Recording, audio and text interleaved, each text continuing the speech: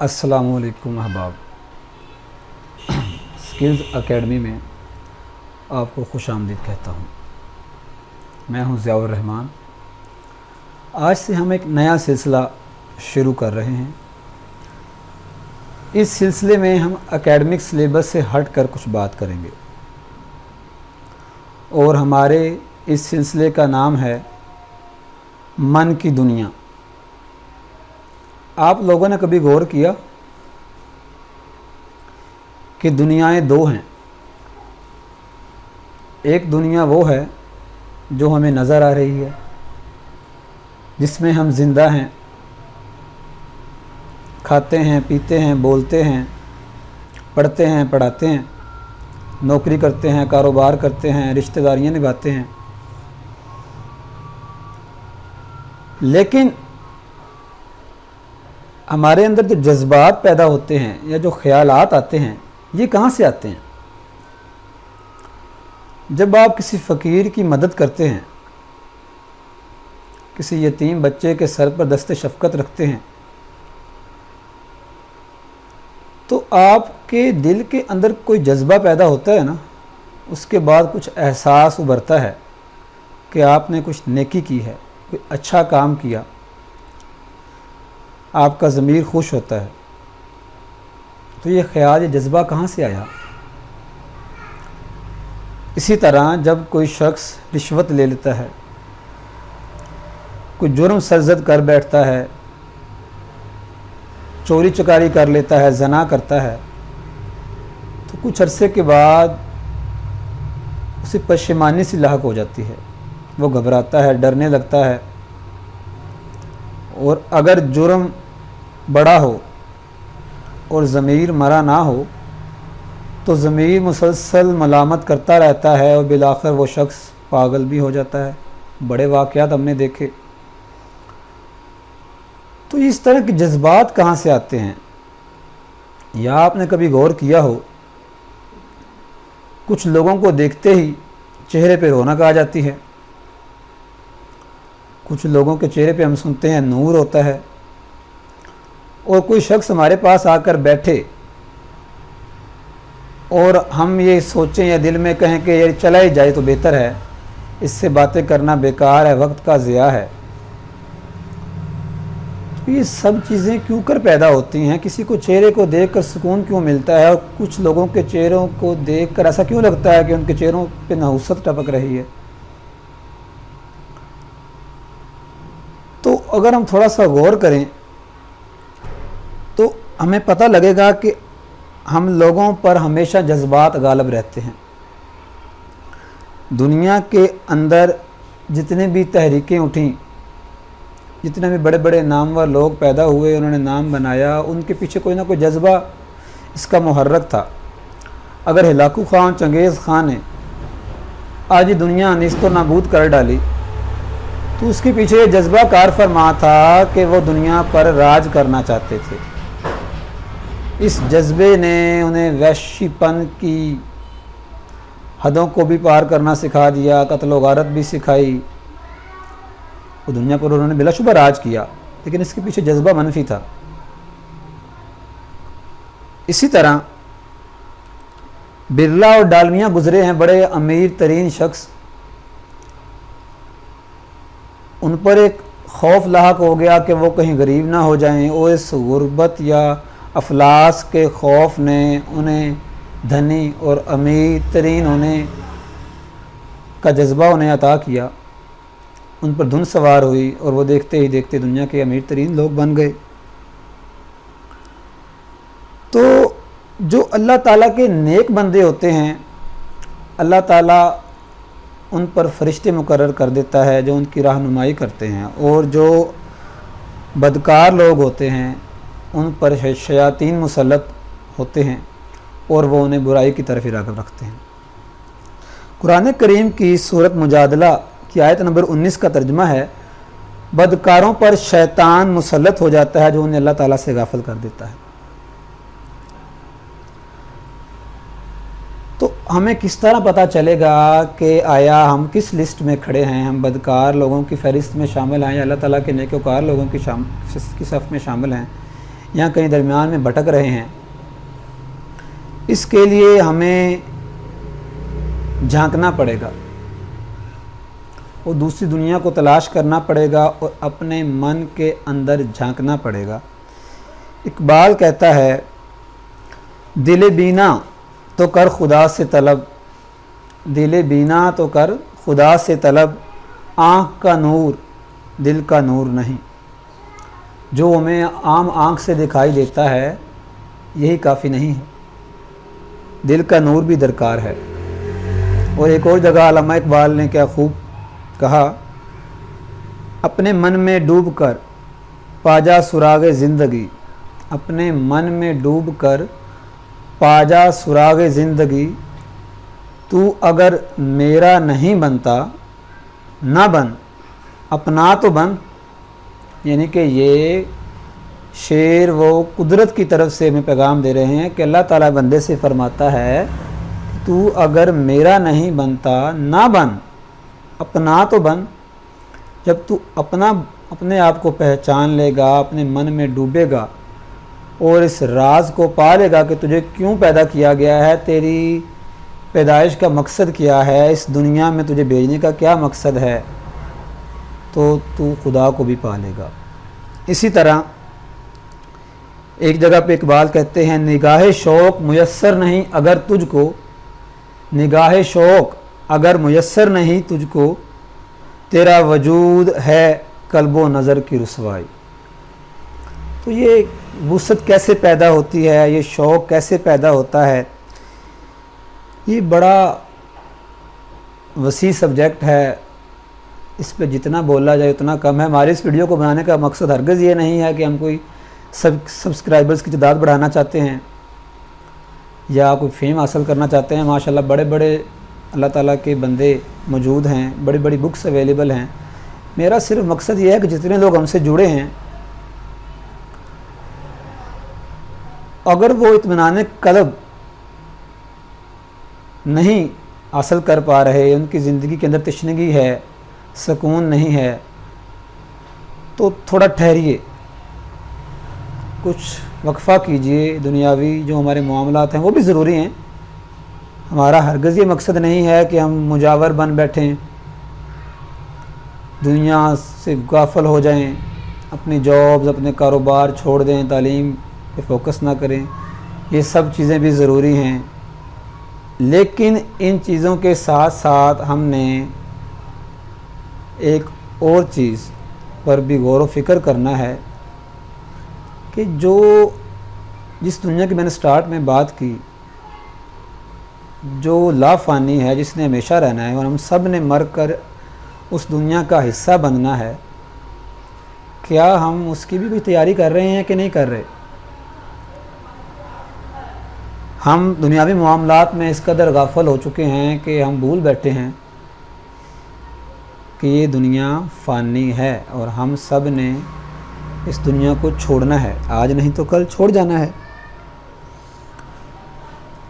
اب قرآن اور کچھ مغربی محققین کے اقوال اور کچھ اولیاء اللہ کے اقوال کی روشنی میں ہم اس سلسلے کو آگے بڑھائیں گے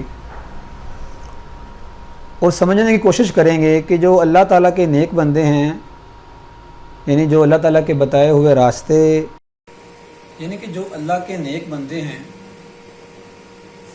ان پر کس طرح غیب سے مدد نازل ہوتی ہے کہ وہ کون سا کام کریں اور کس کام سے بچیں، کس کام میں ہاتھ ڈالیں اور کس میں نہ ڈالیں، ان کی رہنمائی کی جاتی ہے۔ اور یہ بات قرآن پاک کے اندر ہے، میں آپ کو ایک آیت کا ترجمہ کر کے بتاتا ہوں۔ جو شخص اللہ تعالیٰ سے ڈرتا ہے اور نافرمانی سے بچتا ہے، اللہ اس کے لیے مصائب سے نکلنے کی راہیں کھول دیتا ہے اور ایسی جگہ سے رزق بھیجتا ہے جو اس کے وہم و گمان میں بھی نہیں ہوتی۔ اللہ ان لوگوں کا کفیل ہے جو اس پر اعتماد کرتے ہیں۔ یہ تو منزل بڑی دیر سے حاصل ہوتی ہے، پہلے تو ہم نے اس منزل کی تلاش کرنی ہے کہ اس کے کئی درجے ہیں، ان درجات پر وقتاً فوقتاً بات ہوگی. پورا سلسلہ ہے، ایک دو ویڈیوز نہیں ہیں اس کے اندر کوئی انشاءاللہ 10 12 13 ویڈیوز کا یہ سلسلہ ہوگا. اس میں ہم پورے طریقہ کار پر بات کریں گے، مغربی محققین کی تحقیق کو ڈسکس کریں گے، علامہ اقبال کے فلسفہ خودی پر سیر حاصل بحث کریں گے، اور اسی طرح قرآن کریم کی آیات کی روشنی میں اس ٹاپک کو سمجھنے کی کوشش کریں گے. ساتھ ساتھ آپ لوگ بھی اپنی آراء ضرور دیں. تو میں ٹاپک پر واپس آتا ہوں.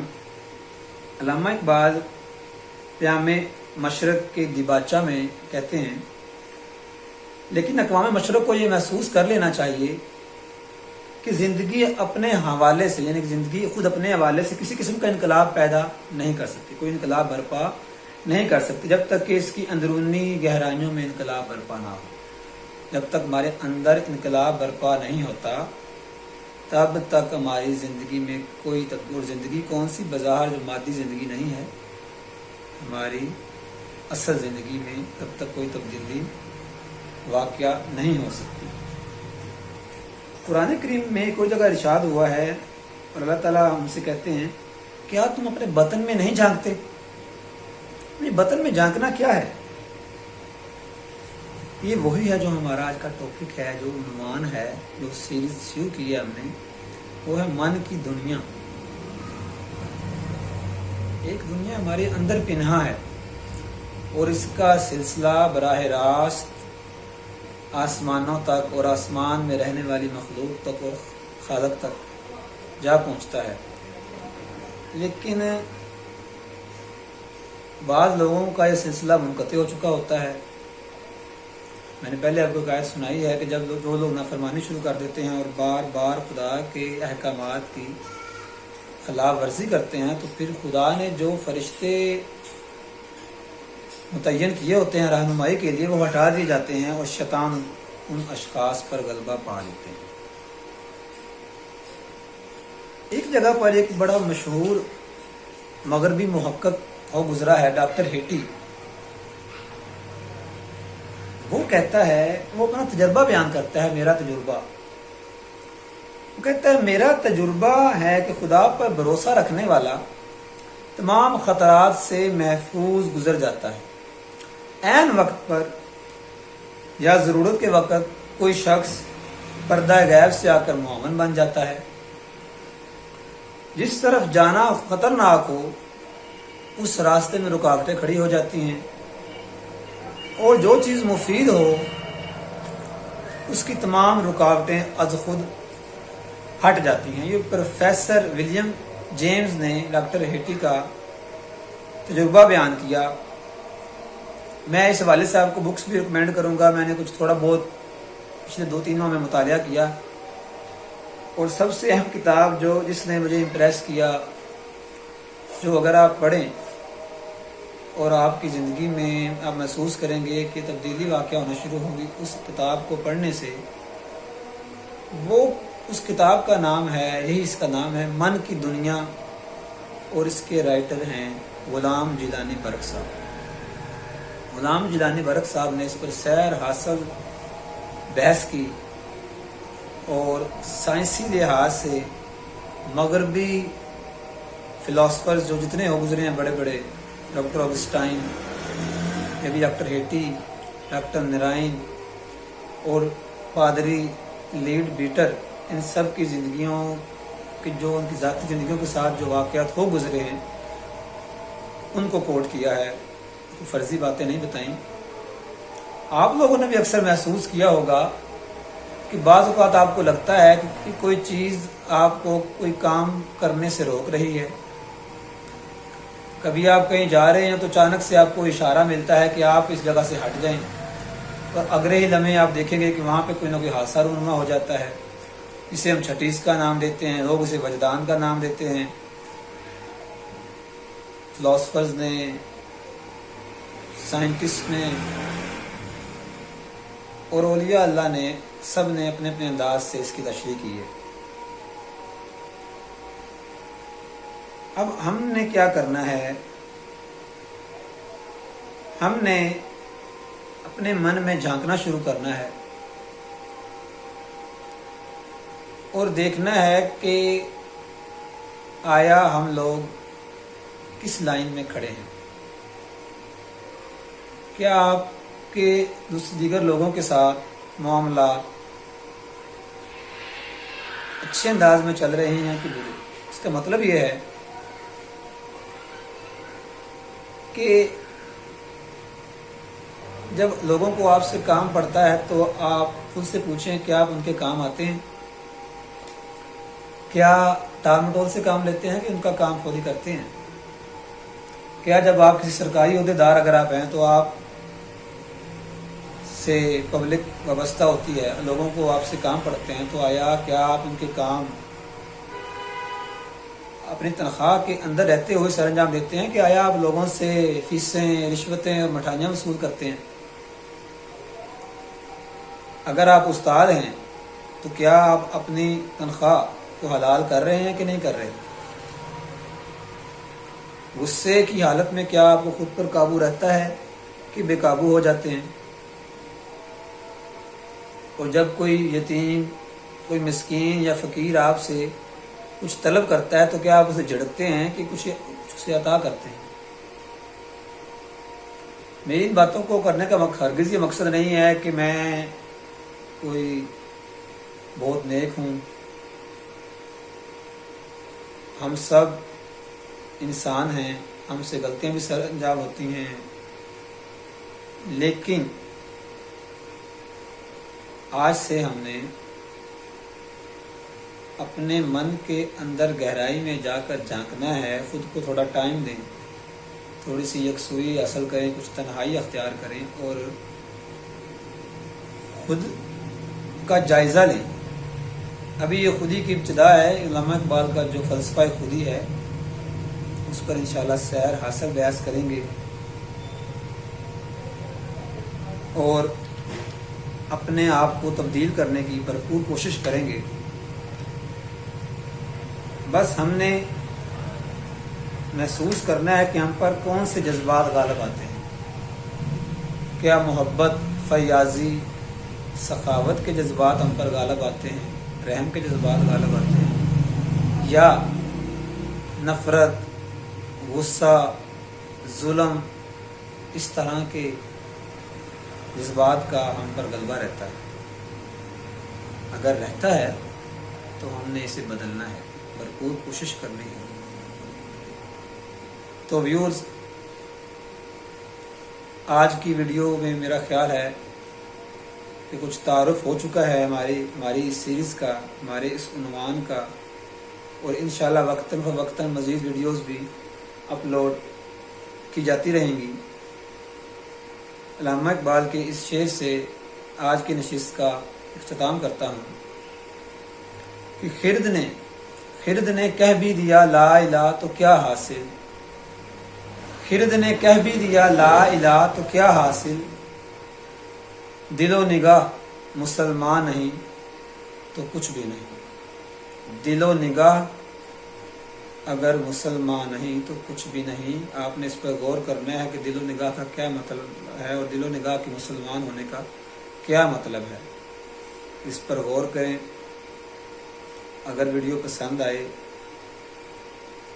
تو ہمیں آگاہ ضرور کریں. اگر کچھ کمی کوتاہی ہو یا آپ اپنے آراء دینا چاہیں کسی بھی حوالے سے، چاہے تنقید بھی ہے، تو کمنٹ سیکشن میں یا نیچے دیے گئے ای میل ایڈریس پہ یا واٹس ایپ نمبر پہ بلا جھجک رابطہ کریں. انشاءاللہ جلد ہی دوبارہ ملاقات ہوگی اسی سلسلے پر نئی ویڈیو کے ساتھ. تب تک کے لیے اپنے ہوسٹ ضیاء الرحمن کو اجازت دیجیے. اللہ حافظ.